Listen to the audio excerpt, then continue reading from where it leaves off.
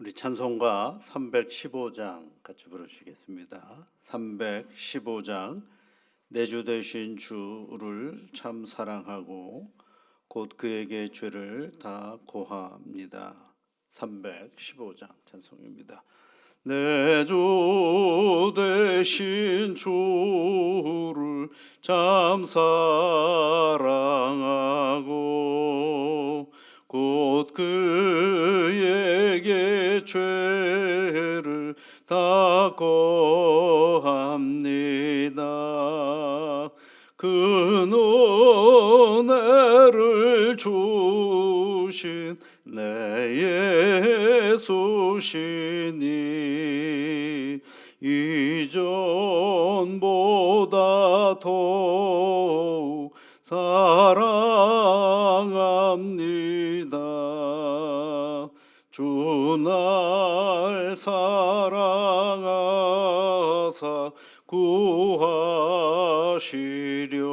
구하시려고 저 십자가 고난 당하셨도다. 그 가시관 쓰신 내 주 배우니 이전보다 더욱 사랑합니다. 내 평생에 힘쓸 그 큰 의무는 주 예수의 덕을 늘 기리비라. 숨질 때에까지 내 할 말씀은 이전보다 더욱 사랑합니다. 그 영광의 나라 나 들어가서 그 풍성한 은혜 늘 감사하리.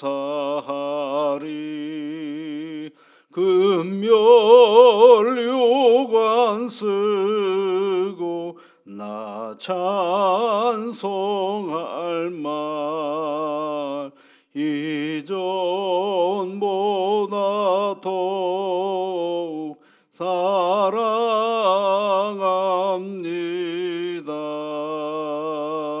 사랑합니다.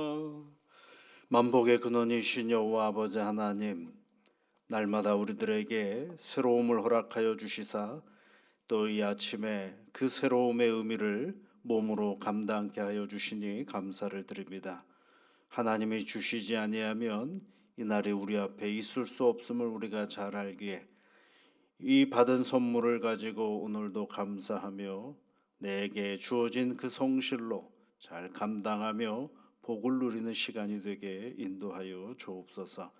사랑하는 주의 자녀들이 하나님 앞에 간구하고자 이 자리에 나왔사오니 하늘 문을 여시고 복으로 이끌어 주시옵소서. 하나님, 이 아침에 우리가 간구하고자 하옵는 것은 이 나라를 위하여 기도합니다. 두 발을 딛고 우리 가정이 세워져 있고 우리의 신앙의 터전인 교회가 올바르게 세워져 있는 이 땅을 주 성령께서 늘 평안케 인도하여 주시옵소서. 여러 가지로 인생에 해결해야 할 문제들이 많은 나라이지만 성령 하나님, 차근차근 협력하고 타협하고 조율하고 인내하는 가운데 우리의 갈등의 문제들이 해결해가는 기쁨을 이 민족 가운데 허락하여 주시옵소서.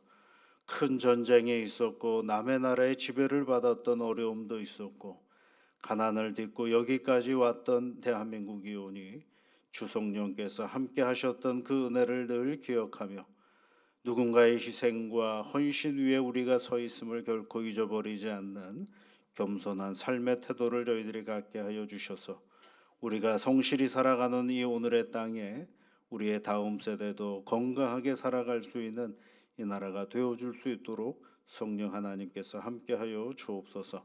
이 나라를 이끌어가도록 위정자들을 세웠습니다. 저들에게만 이 나라를 맡기지 마옵시고 역사의 주관자이신 하나님께서 섭리하시고 이끌어 주심으로 말미암아 대한민국이 더욱더 평강한 나라, 부강한 나라가 되어서 세계 속에 민주주의를 드러내는 그런 아름다운 나라가 되어줄 수 있도록 성령님께서 돌보시며 이끌어 주옵소서.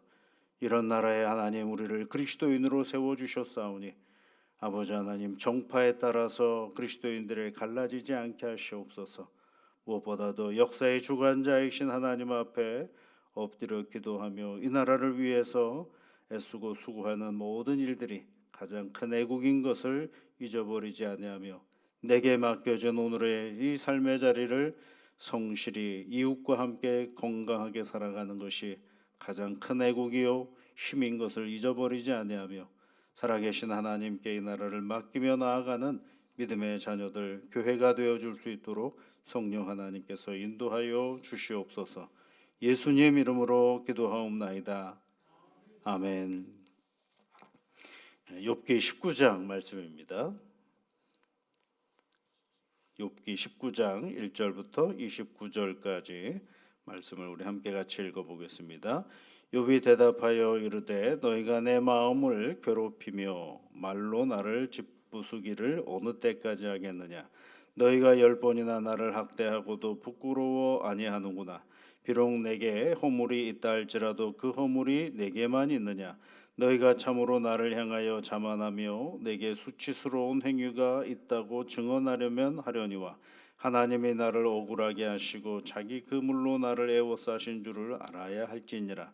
내가 폭행을 당한다고 부르짖으나 응답이 없고 도움을 간구하였으나 정의가 없구나. 그가 내 길을 막아 지나가지 못하게 하시고 내 옆길에 어둠을 두셨으며 나의 영광을 거두어 가시며 나의 관모를 머리에 벗기시고 사면으로 나를 허르시니 나는 죽었구나. 내 희망을 나무 뽑듯 뽑으시고 나를 향하여 진노하시고 원수같이 보시는구나. 그 군대가 일제히 나와서 길을 도두고 나를 치며 내 장막을 둘러 진을 쳤구나. 나의 형제들이 나를 멀리 떠나게 하시니 나를 아는 모든 사람이 내게 낯선 사람이 되었구나. 내 친척은 나를 버렸으며 가까운 친지들은 나를 잊었구나. 내 집에 머물러 사는 자와 내 여종들은 나를 낯선 사람으로 여기니 내가 그들 앞에서 타국 사람이 되었구나. 내가 내 종을 불러도 대답하지 아니하니 내 입으로 그에게 간청하여야 하겠구나. 내 아내도 내 숨결을 싫어하며 내 허리의 자식들도 나를 가련하게 여기는구나. 어린 아이들까지도 나를 업신여기고 내가 일어나면 나를 조롱하는구나. 나의 가까운 친구들이 나를 미워하며 내가 사랑하는 사람들이 돌이켜 나의 원수가 되었구나. 내 피부와 살이 뼈에 붙었고 남은 것은 겨우 잇몸뿐이로구나. 나의 친구야 너희는 나를 불쌍히 여겨다오. 나를 불쌍히 여겨다오. 하나님의 손이 나를 치셨구나. 너희가 어찌하여 하나님처럼 나를 박해하느냐. 내 살로도 부족하냐. 나의 말이 곧 기록되었으면 책에 씌어졌으면 별필과 납으로 영원히 돌에 새겨졌으면 좋겠노라. 내가 알기에는 나의 대속자가 살아계시니 마침내 그가 땅 위에 서실 것이라. 내 가족이 벗김을 당한 뒤에도 내가 육체 밖에서 하나님을 보리라. 내가 그를 보리니 내 눈으로 그를 보기를 낯선 사람처럼 하지 않을 것이라. 내 마음이 초조하구나. 너희가 만일 이르기를 우리가 그를 어떻게 칠까 하며 또 이르기를 이래 뿌리가 그에게 있다 할진대 너희는 칼을 두려워할지니라. 분노는 칼의 형벌을 부르나니 너희가 심판장이 있는 줄을 알게 되리라. 아멘. 욥의 말입니다. 먼저 광고 하나 말씀을 드리면 어제 수요 예배 때 광고를 드렸어야 되는데 못 드렸는데요.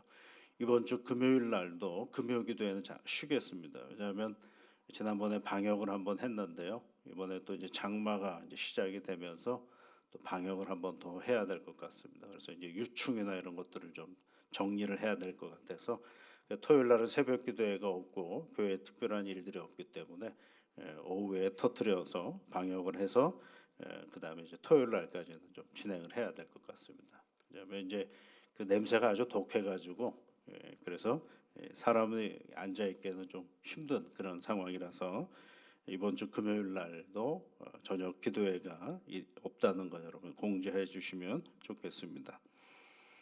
욥의 19장, 욥기 19장에 있는 말씀은요. 여러분 욥이 하는 말들을 쭉 읽어가면서 욥의 내면의 세계를 쭉쭉 이렇게 찾아가시면 좋을 것 같아요. 욥은 누구냐면 바로 우리 자신이거든요. 욥이라는 사람을 욥이라는 사람이 따로 있다. 그것도 좋고요. 욥기를 읽어 나가면서 욥은 누구라고 생각을 해야 되느냐면 나다라고 생각을 하셔야 됩니다. 여러분 사람이요 어려운 일을 당하면 그 책임에 대한 소재를 물을 때가 있어요. 왜 이런 일이 벌어졌을까라고 생각을 합니다.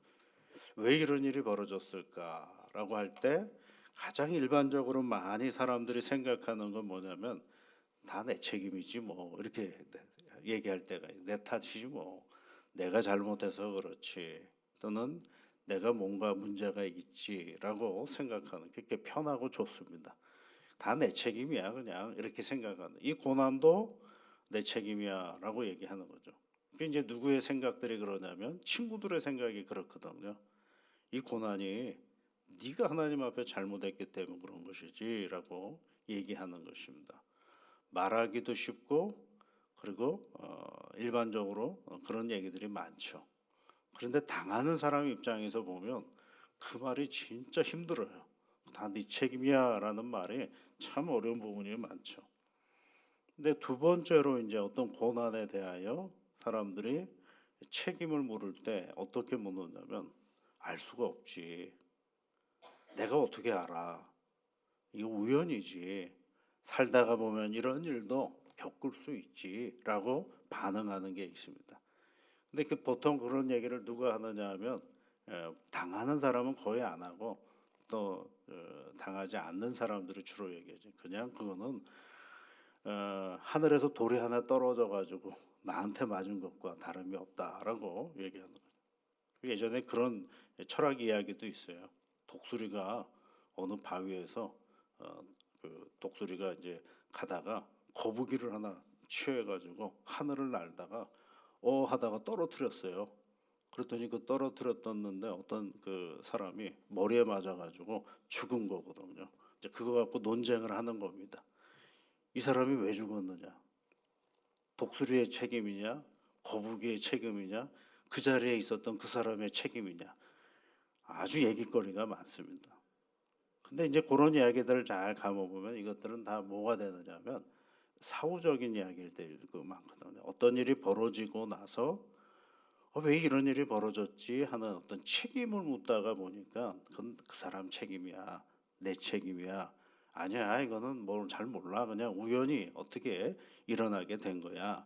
우연히 내가 당한 일이야. 라고 얘기할 수가 있죠. 보통 되게 이 두 가지 차원에서 문제를 바라볼 때가 많죠. 근데 욥은요 다르게 생각하고 있어요. 욥은 가만히 읽다가 보면 욥은 점점점 이 책임이 누구에 있을까라고 자기도 많이 흔들려 했는데 가만히 보니까 친구들은 다 욥에게 책임이 있다라고 얘기를 하거든요. 근데 자기는 그런 책임 있는 것 같지가 않아요. 그게 답답하죠. 그리고 또 어떤 친구는 하여튼간 잘 모르겠어. 그러나 네가 잘 견디면 하나님께 복을 주실 거야. 우연이라고 생각하는 얘기하는 친구들도 있거든요. 그것도 사실은 잘 모르겠어요. 욥은요. 인정하고 싶지가 않아요.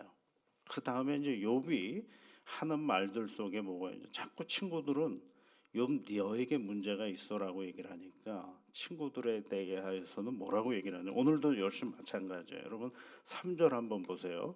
3절 보시면 너희가 10번이나 나를 학대하고도 부끄러워 아니하는구나. 2절에는 뭐라고 되어 있어요? 내 마음을 괴롭히며 말로 나를 짓부수기를 어느 때까지 하겠느냐.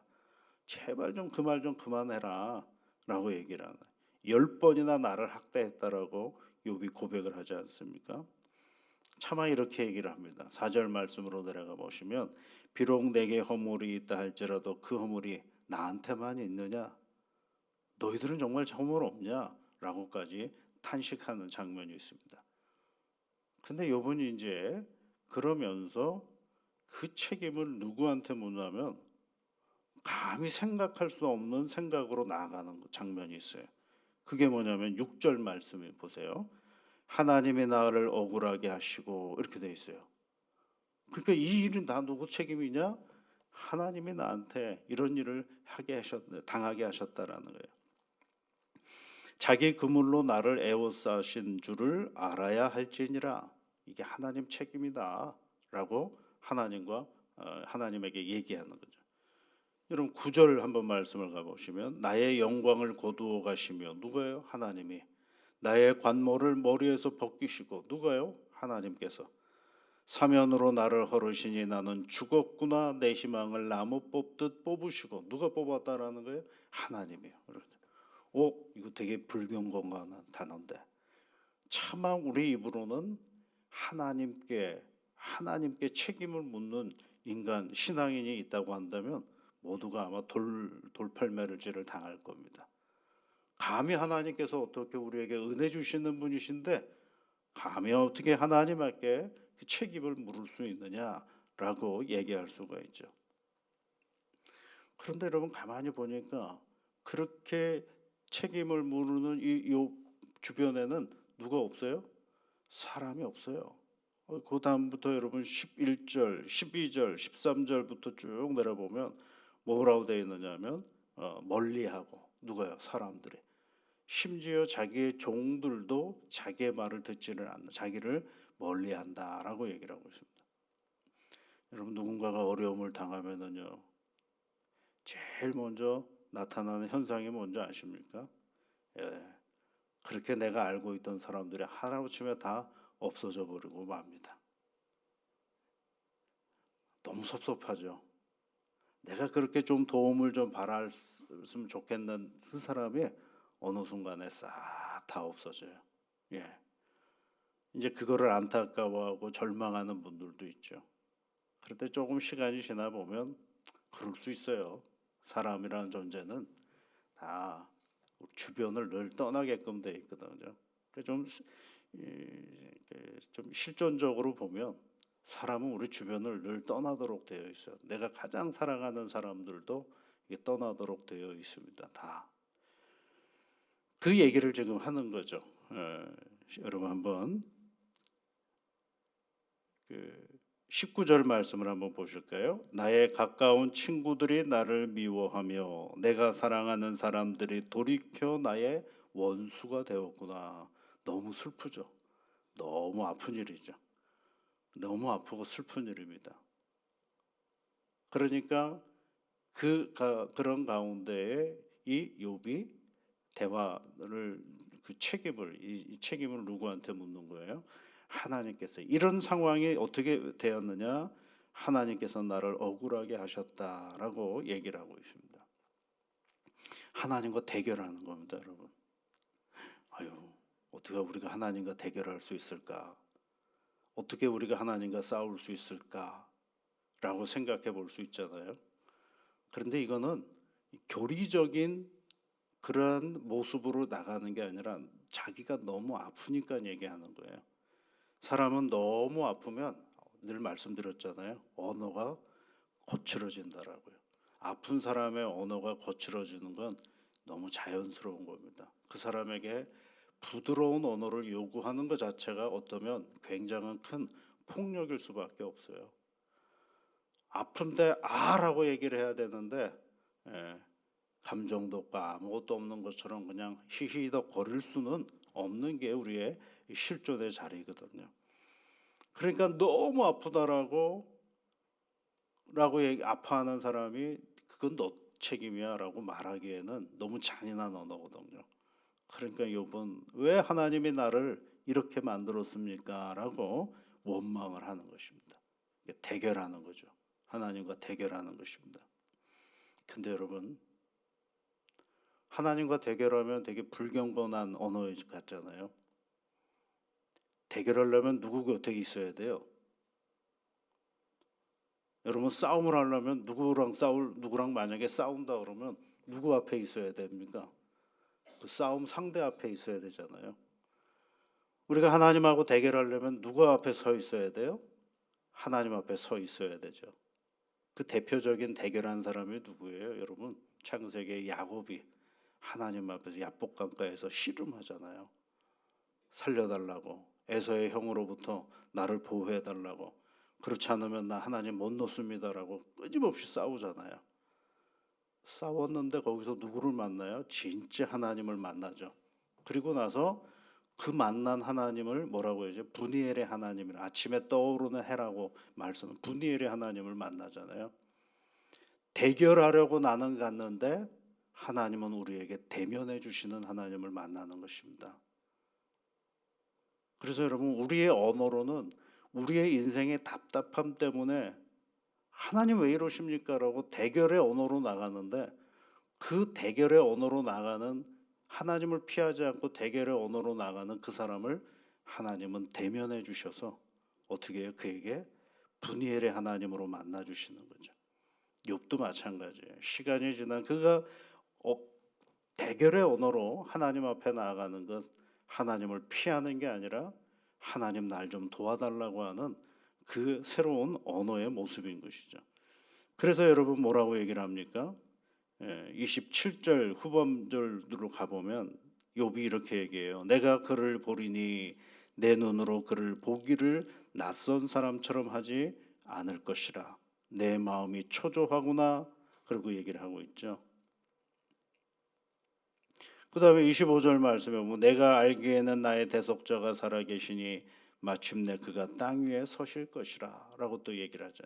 그러니까 대결하러 나가는 것이 하나님을 꽉 붙잡는 거예요.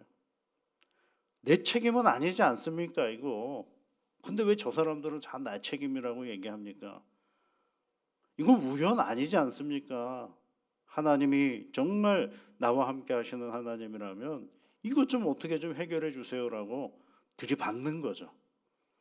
그랬더니 하나님께서 어떻게 해요? 들이받으러 오는 그를 수용해 주시는 장면이 야곱의 이야기인 것처럼 욥도 하나님께 계속 들이받으니까 하나님께서 마침내 나중에 말씀해 주시고 그로 하여금 알게 해 주시는 거죠. 여러분, 우리가 잘 모를 때에는 어설프게 우리 스스로를 답을 찾지 마십시오. 잘 모를 때에는 하나님한테 가십시오.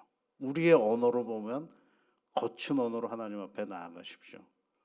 거친 언어로 하나님 앞에 나아가면 그 하나님께서 부드러운 모습으로 우리를 감싸주시고 위로해 주시고 격려해 주시는 것입니다. 하나님은 우리가 어떤 존재인지를 너무 잘 아시거든요. 한계가 있고 흔들리는 존재라는 걸 너무 잘 아시는데 애써 괜찮은 것이냐 나를 포장할 필요가 없습니다. 하나님은 우리에게 거친 모습으로 하나님 앞에 나아가더라도 나오는 우리를 긍휼히 여겨주시고 복을 내려주시는 하나님이신 것을 우리가 늘 기억하면서 오늘도 우리가 하나님을 보는데요, 우리 눈으로 그를 보면서 낯선 하나님이 아니라 한없이 우리를 기다리시는 사랑의 하나님을 만나는 복된 새날이 되시기를 주의 이름으로 축복합니다. 우리 같이 기도하겠습니다. 하늘에 계신 우리 아버지, 아버지의 이름을 거룩하게 하시며 아버지의 나라가 오게 하시며 아버지의 뜻이 하늘에서와 같이 땅에서도 이루어지게 하소서. 오늘 우리에게 일용할 양식을 주시고 우리가 우리에게 잘못한 사람을 용서하여 준 것 같이 우리 죄를 용서하여 주시고 우리를 시험에 빠지지 않게 하시고 악에서 구하소서. 나라와 권능과 영광이 영원히 아버지의 것입니다. 아멘.